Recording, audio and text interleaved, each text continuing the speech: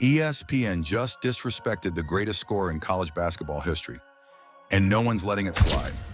Caitlin Clark dropped nearly 4,000 points, broke records that stood for decades, carried a non-powerhouse school to national stardom, and completely transformed the WNBA's popularity in her rookie year. But when ESPN dropped their top 5 women's college players ever list, Clark's name was nowhere to be found. Like, not even a pity spot. Meanwhile, Cheryl Miller, who did make the list, came to Clark's defense harder than anyone, calling out critics, media bias, and even using the word despise to describe how Clark's being treated. To be honest, because it needs to be said, I can relate to that young lady, and I felt for her. Mm-hmm. I know what it's like to be hated. I know what it's like to be a Black woman and hated because of my color. Yeah. I can't imagine this young lady, I don't want to use hate, but despised. Mm-hmm. And people just having, and look, she brought some on herself a little bit because she's cocky for a good reason. Mm-hmm. And I love that about her. But to watch the dynamics and the media, they had their narrative. Mm-hmm. And I was pleased and proud to see the narrative wasn't the truth. This isn't just about stats or snubs.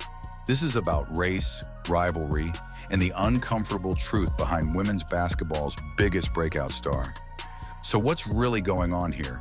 Is Caitlin Clark being punished for being too good, too popular, or too white in a Black-dominated league?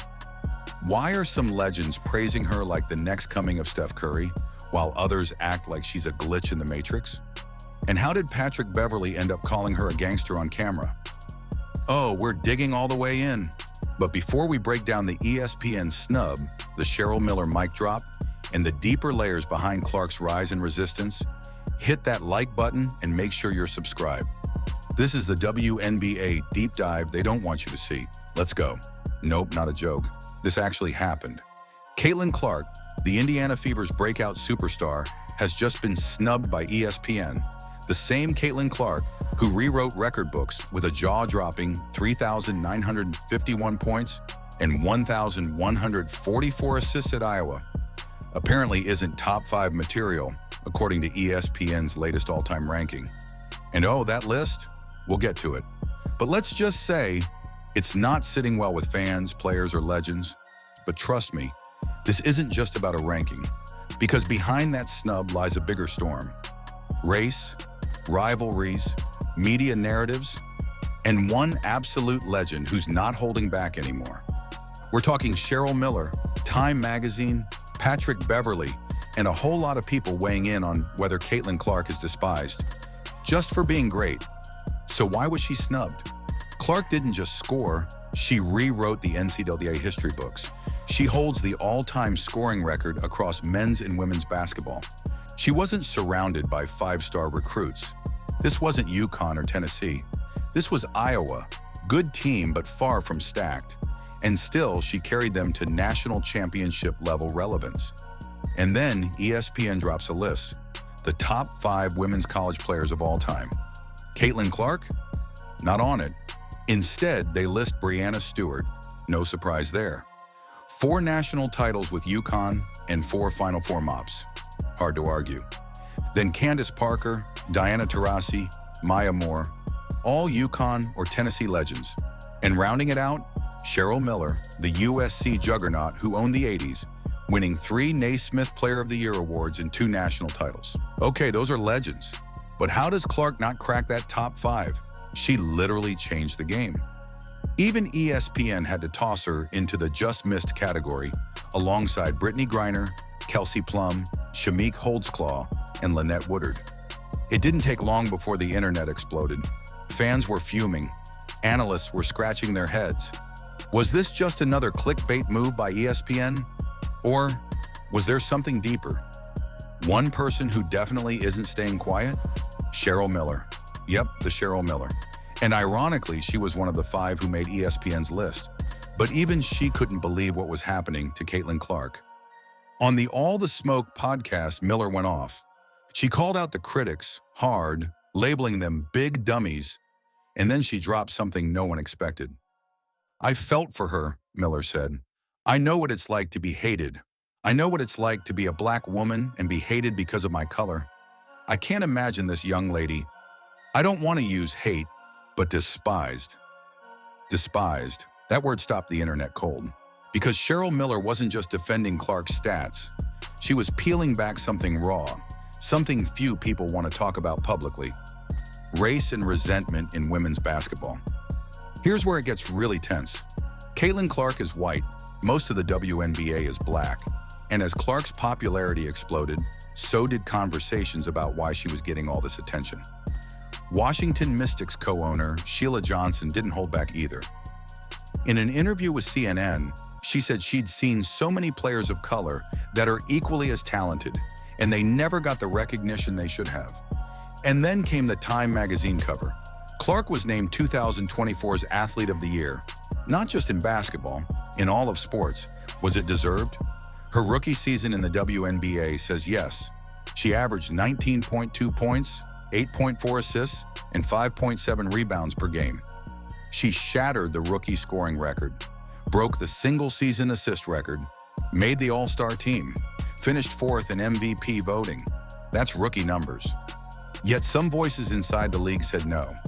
Even WNBA legend Cheryl Swoops took issue with Clark's Time cover, arguing it should have gone to the entire WNBA. You're starting to see the pattern here, right? Caitlin Clark was being questioned not because she wasn't performing, but because her success was sparking resentment, and race was undeniably part of the equation. Even WNBA Commissioner Kathy Engelbert chimed in. On CNBC, she made a comparison that raised eyebrows across the sports world. It is a little of that Larry Bird Magic Johnson moment, Engelbert said. Two rookies came in from a big college rivalry, one white, one black. And so we have that moment with these two. She was talking about Clark and Angel Reese. And suddenly the rivalry that fans loved didn't feel so innocent anymore. So how did this rivalry even start? Back in college, Clark and Angel Reese went head-to-head in one of the most watched women's basketball games ever. The media loved it. One was the fire-shooting white girl from Iowa. The other, a fierce, unapologetic black star from LSU. The contrast was easy to sell, and the media did what it always does. They spun a narrative. But Cheryl Miller, she's not buying it. She brought some on herself, Miller said of Clark. She's cocky for a good reason.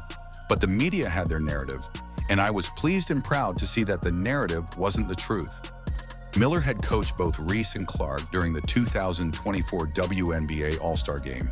She saw them interact, and according to her, the supposed feud, completely overblown. Angel and her got along so well, Miller said.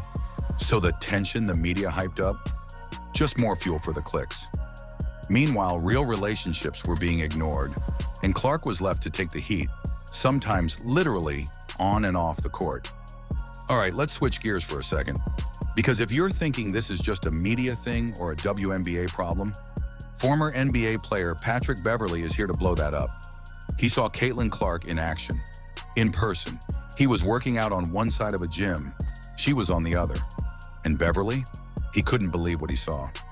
She can shoot the shit out of it, he said. I'm looking at her shoot it, and she's one of those shooters where it's like, damn, bro, why'd you throw that pass bad? Give me the ball to my chest. I'm like, oh, she's a gangster also. From Beverley, that's high praise. He's not the type to hand out compliments. But Caitlin Clark? She earned his respect. The way she demanded precision, the way she moved, the way she treated every rep like a playoff game. She didn't just belong, she owned it. Here's the real question. Why is a player who checks every box, performance, records, leadership, popularity, still under this much scrutiny? It's not just about being white in a black-dominated league. It's not just about being flashy or confident. It's about how narratives get built and who controls them. Cheryl Miller gets it. She lived it. She knows what it's like to be judged before being understood. And she's not about to let Caitlin Clark become a casualty of a media machine hungry for division. You're getting paid now, Miller said of today's players. Everybody now has an opportunity to pull up their chair and have a seat. But what happens when the room still isn't ready for you? That's where Caitlin Clark is right now. Loved by millions, respected by legends, snubbed by the establishment, and depending on who you ask, maybe even despised. The question isn't whether she belongs in the top 5. That's already been answered on the court. The real question is, how many people are brave enough to admit it? Caitlin Clark's snub by ESPN isn't just about a ranking. It shows how hard it can be for some players to get the recognition they deserve. With nearly 4,000 points and over 1,000 assists, her stats are incredible. But this situation reveals how stories in the media can sometimes overshadow real talent. Cheryl Miller's support for Clark points out an important issue. Success in sports is not only about numbers, but also about how people see those achievements. Many fans are starting to notice that some players, especially those who don't fit the typical image, face more criticism than others. This isn't just about Clark being a great player. It's about how society deals with success that challenges old ideas. The rivalry with Angel Reese has been blown out of proportion, but we should appreciate what both players bring to the game. Patrick Beverley's compliments for Clark show that real talent can shine through any bias. Whether you think Caitlin Clark's getting too much love or not enough, the numbers don't lie. She's doing things the game has never seen. So if she's still being snubbed, you've got to ask, what's really going on? Is this about basketball, or is it about who gets to be the face of it? All right, real talk. Did ESPN get it dead wrong on Caitlin Clark, or are we all just overhyping her? Is this just a case of media bias, or do you think there's more to the story? How do you feel about the way race plays into the recognition of athletes in the WNBA? And here's a spicy one. Was leaving Clark off that list just a bad take, or a strategic move to stir the pot? Also, do you believe rivalries like Clark and Reese's help or hurt women's basketball?